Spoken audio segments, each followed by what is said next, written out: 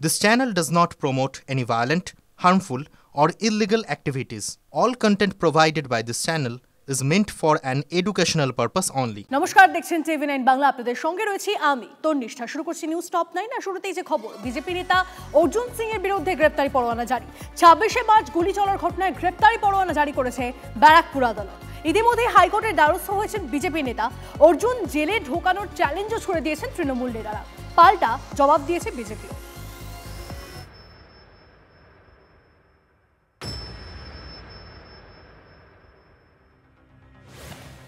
এবার বিজেপি নেতা তথা ব্যারাকপুরের প্রাক্তন সাংসদের বিরুদ্ধে গ্রেফতারি পরোয়ানা জারি। 26শে মার্চ অর্জুন সিং এর বাড়ির সামনে বোমাবাজি গুলি চালানোর ঘটনা ঘটে। সেই ঘটনায় অর্জুনের বিরুদ্ধে গুলি চালানোর অভিযোগ তুলে গ্রেফতারির দাবি করেন জগদ্দলের তৃণমূল বিধায়ক সোমনাথ শ্যাম।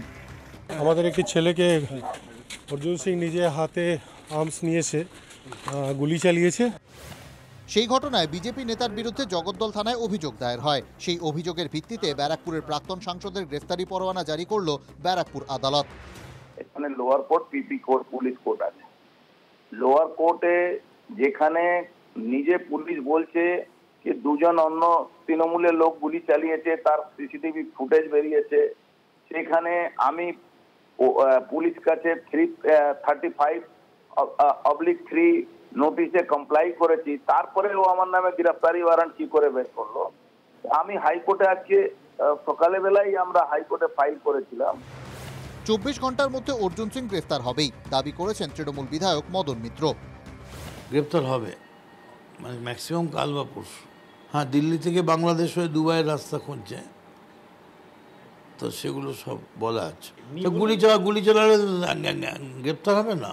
100টা পুলিশ ওকে ঘিরে রেখেছে, তাতে ভয় বাড়ির মধ্যে লুকিয়ে পালিয়ে দৌড়তে পেছন দিক দিয়ে দৌড়ে পালাবার পথ নেই। দিল্লিতে গিয়ে বসে আছে বিজেপি দপ্তরে। অর্জুন সিংকে জেলে ঢোকানোর চ্যালেঞ্জ শুনে দিয়েছেন সোমনাথ শ্যামও। প্রথম অ্যারেস্ট ওয়ারেন্ট বেরোলো, একের পর এক অ্যারেস্ট ওয়ারেন্ট বেরোবে, আর তাকে আমরা অ্যারেস্ট করে জেলে ঢোকাবই।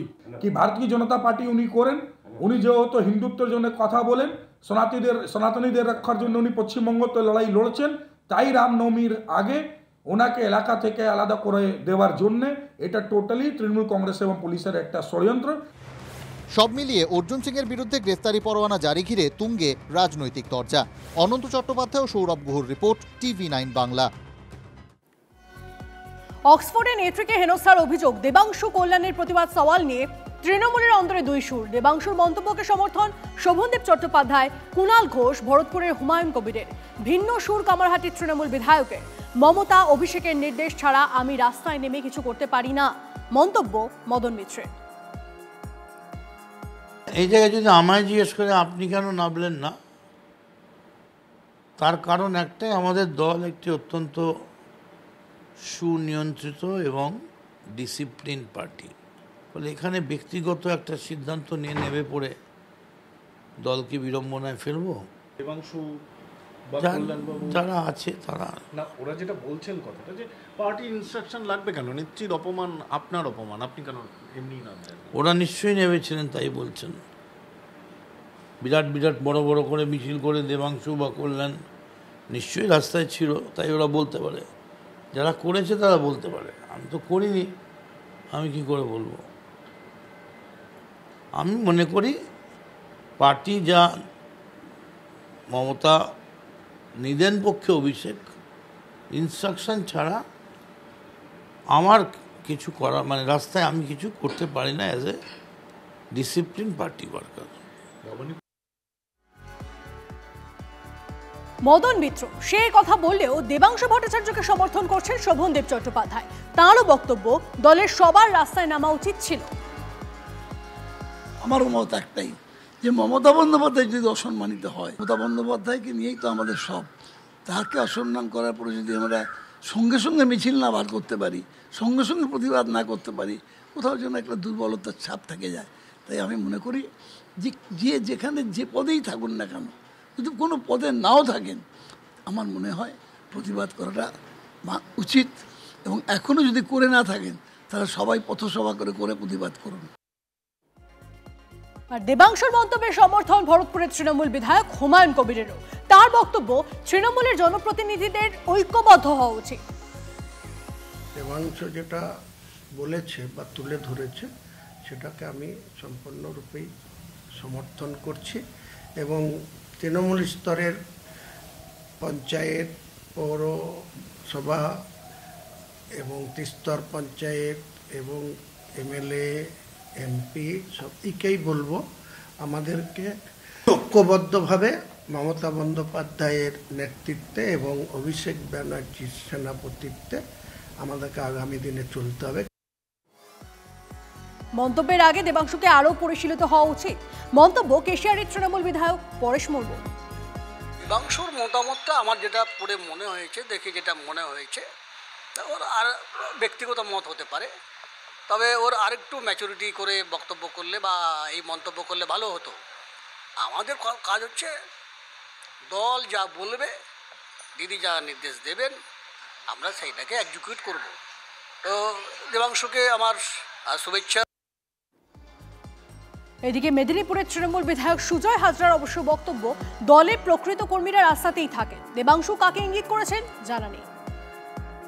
সমস্ত স্তরের কর্মীরাই কিন্তু দলের যে কোনো সময়তে তারা রাস্তাতেই থাকে, যারা প্রকৃত দলের কর্মী। বাকি দেবাংশু কার কথা বলতে চাইছে আমি জানি না, কিন্তু আমি একজন সাধারণ কর্মী হিসাবে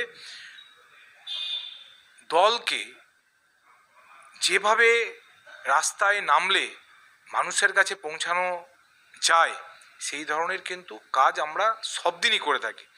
তো বাকি কোন বিধায়কদের বিষয়ে বলতে চেয়েছেন বা কোন নেতৃত্বের বিষয়ে বলতে চেয়েছেন সেটা আমি বলতে পারবো না, সেটা দেবাংশু ভট্টাচার্যের একান্ত বিষয়।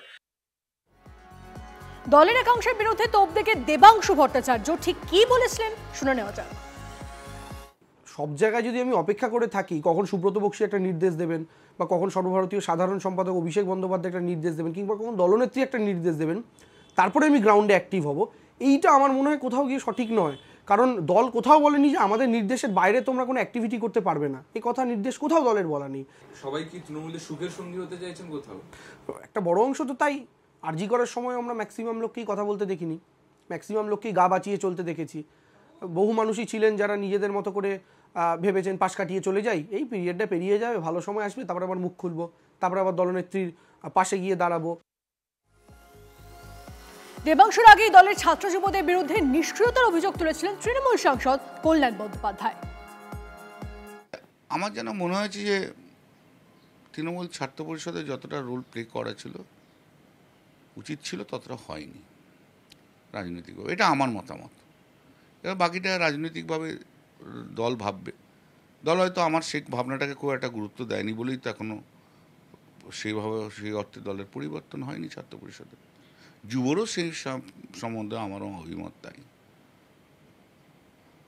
যুব বা ছাত্র আমার অভিমত আরজিকর থেকে সেরকমভাবে খুব একটা, আরজিকর থেকে আমি দেখছি খুব একটা বিশেষ কিছু দেখতে পাচ্ছি না আর কি। যে আমরা যখন যুব করেছি আমরা অনেক রাজনৈতিক প্রোগ্রাম করতাম, তখন কি মমতাদির আদেশের অপেক্ষায় থাকতাম না, আমরা করেছি। সেই স্পিরিটটা আমি এখন আর দেখি না, এটুকু বলতে পারি। অক্সফোর্ডের সিপিএমের লোকেরা যে অসভ্যতা করেছে সেই অসভ্যতার উত্তর কিন্তু দেওয়া উচিত ছিল যুব এবং ছাত্রদের।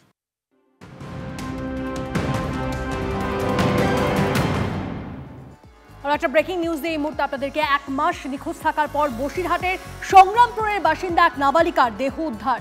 পরিবারের অভিযোগ নাবালিকাকে ধর্ষণ করে খুন করা হয়েছে। কি জানতে পারা যাচ্ছে, এখন অব্দি কি ইনফরমেশন আমাদের কাছে আসছে জানাবো আপনাদেরকে। দীপঙ্কর আমাদের প্রতিনিধি আমাদের সঙ্গে রয়েছেন। দীপঙ্কর, দেখো, গত 1 মাসের বেশি সময় ধরে মার্চ মাসের 1 তারিখ থেকে এই সংগ্রামপুর এলাকার নবম শ্রেণীর ছাত্রী নিখোঁজ ছিল এবং তারপর থেকে থানায় অভিযোগ দায়ের পর খোঁজ খবর তল্লাশি করা, বিভিন্ন রকম পদ্ধতি অবলম্বন করে পুলিশের পক্ষ থেকেও বিভিন্ন জায়গায় খোঁজাখুঁজি হয়েছে, কিন্তু আলটিমেট পাওয়া যায়নি। সিসিটিভির ক্যামেরা খতিয়ে দেখা হয়েছে, কিন্তু কোনো রকম হদিশ পাওয়া যায়নি। অবশেষে বাদুড়িয়া থানার বাজিতপুর এলাকার ইছামতি নদীর চরের পচা গলা একটা দেহ উদ্ধার হয়, যার সঙ্গে এই নবম শ্রেণীর ছাত্রীর মিল পাওয়া যায়। এখানেই কিন্তু চাঞ্চল্যকর বিষয়টা ছড়িয়েছে যে এই মহিলাকে, তার ছাত্রীকে তার পরিবারের লোকের অভিযোগ কেউ হয়তো ধর্ষণ করে তারপর খুন করেছে। এটা নিয়ে ইতিমধ্যে ইতিমধ্যেই এসএফআই ডিওয়াইএফআই তারা আন্দোলন করতে শুরু করেছেন। তারা ইতিমধ্যে স্মারকলিপি জমা দিয়েছেন এবং গোটা বিষয়টা পূর্ণাঙ্গ তদন্ত করে দোষীদের গ্রেফতারের দাবি করছেন। এই দাবি একই সঙ্গে পরিবারের লোকেরাও করছেন, কারণ তাদের যে বক্তব্য, তাদের নবম শ্রেণীর একটি ছাত্রী, সে এতদিন ধরে নিখোঁজ ছিল, পুলিশ তাহলে এতদিন ধরে কি করলো, এতদিন ধরে কেন তাকে খুঁজে বার করতে পারলো না, আর অবশেষে একটা নদীর চরে এরকম ভাবে মৃত অবস্থায় তার দেহ উদ্ধার হলো। সেই জায়গা থেকেই কিন্তু নানা রকম প্রশ্ন উঠছে, সেই প্রশ্নগুলোই সন্ধান করার চেষ্টা করছে পুলিশ। ইতিমধ্যে এসএফআই ডিওয়াইএফআই তারা স্মারকলিপি জমা দিয়েছে এবং গোটা বিষয়টি পুলিশ খতিয়ে দেখছে। এখনো পর্যন্ত কেউ গ্রেফতার নেই এমনটা জানতে পারা যাচ্ছে। বেশ, ধন্যবাদ দীপঙ্কর। 1 মাস পরে যখন তার বডি পাচ্ছি এবং তার বডির অবশিষ্ট অংশ এখনও বাকি রয়েছে, জামার অংশগুলো এখনও অক্ষত অবস্থায় আছে, আমি পিতা হিসাবে আমার মনে হচ্ছে ওকে কেউ গুম করে আটকে রেখেছিল এবং তার উপরে নির্যাতন চালিয়ে অত্যাচার করে 1 সপ্তাহ কি 10 দিন আগে ওর বডিটাকে লোপাট করার জন্য বাজিতপুর চরে ওখানে ফেলে রাখা হয়েছে কিংবা ওকে পুঁতে ফেলা হয়েছিল। মুর্শিদাবাদের শামশেরগঞ্জে ভয়াবহ পথ দুর্ঘটনা। বাইক নিয়ে যাওয়ার পথে জাতীয় সড়কে এক শিশু সহ 4 জনকে পিষল ডাম্পার। ঘটনাস্থলে মৃত্যু 3 জনের, গুরুতর জখম অবস্থায় হাসপাতালে আরও 1 জন। রাত 8টা নাগাদ ঘটনায় ব্যাপক উত্তেজনার সৃষ্টি হয় শামশেরগঞ্জের ডাকবাংলা জামিয়া কাটানে। খবর পেয়ে ঘটনাস্থলে পৌঁছায় শামশেরগঞ্জ থানার বিশাল পুলিশ বাহিনী। ইতিমধ্যেই ঘাতক ডাম্পারটিকে আটক করেছে পুলিশ।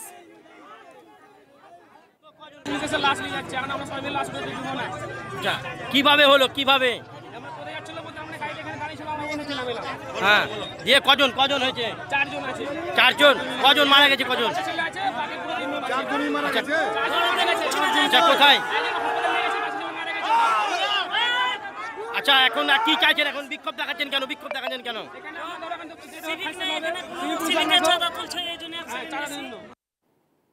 পটাশপুরে অবৈধ মদের থেকে অভিযান মহিলাদের। অবৈধ মদের দোকান ভেঙে গুড়িয়ে দিলেন মহিলারা। পটাশপুর থানার চকরাচা গ্রামের ঘটনা। গ্রামের রাস্তার ধারে দীর্ঘদিন ধরে রমরমিয়ে চলছিল অবৈধ মদের দোকান। স্থানীয়দের অভিযোগ, পুলিশ ও গ্রাম পঞ্চায়েতকে জানিয়েও কোনো লাভ হয়নি। রাস্তায় যাতায়াত করতে নিরাপত্তার অভাব বোধ করছিলেন এলাকার বাসিন্দারা। অবশেষে এলাকার মহিলারা এক হয়ে লাঠিসোঁটা হাতে মদের দোকানে চড়ো হয়, মদের দোকান ভাঙচুর করে। প্রাণ বাঁচাতে এলাকা ছাড়েন অবৈধ মদ কারবারি প্রশান্ত জানা। এলাকায় ব্যাপক চাঞ্চল্য। চালসা রেঞ্জের পানঝরা জঙ্গলে বিধ্বংসী আগুন। দাউ দাউ করে জ্বলতে থাকে জঙ্গলের শুকনো পাতা। আগুনের লেলিহান শিখা গ্রাস করেছে জঙ্গলের বড় বড় গাছ। বিপন্ন হতে পারে বন্যপ্রাণ, আশঙ্কা পরিবেশ প্রেমীদের। বন দপ্তর সূত্রে খবর, দুপুর থেকে আগুন নেভানোর চেষ্টা চালাচ্ছে বনকর্মীরা, যদিও সেই আগুন এখনো নিয়ন্ত্রণে আনা সম্ভব হয়নি বলে খবর। আজকেও আমরা দুর্ভাগ্যজনকভাবে লক্ষ্য করলাম যে বনের অনেক দিকে আপনার আগুন, এবং আমার মনে হয় যে এই বিস্তীর্ণ বনাঞ্চলে যেখানে এইভাবে আগুন লাগছে এবং আগুন লাগার পরিপ্রেক্ষিতে দেখুন অনেক বড় বড় গাছে আগুন লেগে যাচ্ছে। সেখানে পাখির বাসা থাকে, পাখিরা অসহায়ভাবে আর্তনাদ করছে, তাদের বাচ্চারা আছে, তাদের ডিম আছে। ন্যাচারালি তাছাড়া আপনার সামগ্রিকভাবে চিন্তা করলেই এর তো অনেক সুদূর প্রসারী প্রভাব পড়ে। আমরা চাইব বনবস্তির মানুষ যারা আছেন, বন দপ্তরের যারা কর্মীরা পরিশ্রম করছেন, তারা আরও একটু বেশি নজর দিক। এপ্রিলের শুরুতে সাময়িক সুখবর, ঝড় বৃষ্টির হাত ধরে তাপমাত্রা কমার একটা সম্ভাবনা দেখা যাচ্ছে। কাল থেকেই হালকা বৃষ্টির পূর্বাভাস দক্ষিণবঙ্গে। শুরুতে পশ্চিমের জেলায় বিক্ষিপ্ত বৃষ্টির সম্ভাবনা। শুক্রবার দক্ষিণের 15টি জেলায় বৃষ্টির পূর্বাভাস। বৃষ্টির সঙ্গে দমকা বাতাস ও বজ্রপাতের আশঙ্কাও রয়েছে। ঘূর্ণাবর্ত ও নিম্নচাপ অক্ষরেখার প্রভাবে জলীয় বাষ্প ঢুকবে, তবে তাপমাত্রা কমলেও প্যাচে গরমের দাপট থাকবে। এপ্রিলের শুরুতে না হয় বৃষ্টি বাদলা হতে পারে, কিন্তু গোটা এপ্রিল কেমন যাবে, মে জুনই বা কেমন যেতে পারে? মৌসুম ভবনের পূর্বাভাসে আশঙ্কা, এপ্রিল মে জুন দেশে তাপপ্রবাহের দাপটই চলবে। এপ্রিল মাসেও দাপট দেখাবে তাপপ্রবাহ। দক্ষিণবঙ্গের একাধিক জেলায় এপ্রিলে তাপপ্রবাহের আশঙ্কা। তাপপ্রবাহের দাপট বেশি থাকবে পশ্চিমাঞ্চলে। এপ্রিলে স্বাভাবিকের চেয়ে কম বৃষ্টির ইঙ্গিত দক্ষিণবঙ্গে, অর্থাৎ মাসের শুরুতে বৃষ্টি হলেও বাকি মাস শুখা থাকার আশঙ্কাই বেশি।